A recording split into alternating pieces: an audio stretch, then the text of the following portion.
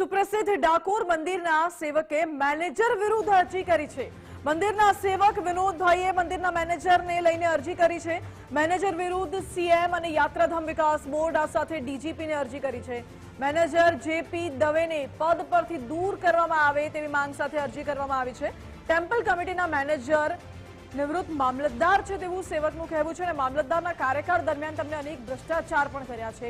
મકર સંક્રાંતિના પર્વ પર પરંપરા મુજબ ગાયોનું દાન પણ નથી કર્યું તેવો પણ આરોપ લગાવ્યો અને મંદિરની પરંપરા તોડી હોવાનો પણ અરજીમાં ઉલ્લેખ કરાયો છે। ટ્રસ્ટી ભરતભાઈ અને અરુણભાઈ છાવરતા હોવાનો પણ અરજીમાં ઉલ્લેખ કરાયો। પદ પરથી દૂર નહીં થાય તો સેવકે અમરણાંત ઉપવાસની ચીમકી ઉચ્ચારી છે। વધુ જાણકારી આપી રહ્યા છે સંવાદદાતા કિશન રાઠોડ। જી કિશન, શું છે આ ડાકોર મંદિરમાં સેવક અને મેનેજર વચ્ચેનો વિવાદ?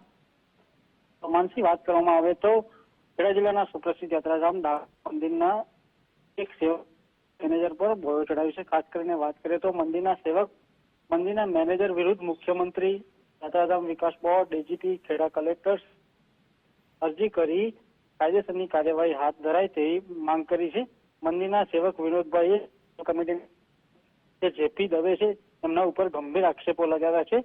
ટેમ્પલ કમિટીના મેનેજર જે નિવૃત્ત મામલતદાર હતા તેમને મેનેજર પદ આપી દેતા જો જેપી દવે મેનેજર પદથી દૂર કરવા માટે મંદિરના સેવક વિનોદભાઈએ અરજી કરી હતી, જેમાં મેનેજર પદ પરથી દૂર કરવામાં નહીં આવે તો આમરણાંત ઉપવાસની તેઓએ ચીમકી આપી છે। જી કિશન, બિલકુલ આભાર આપનો।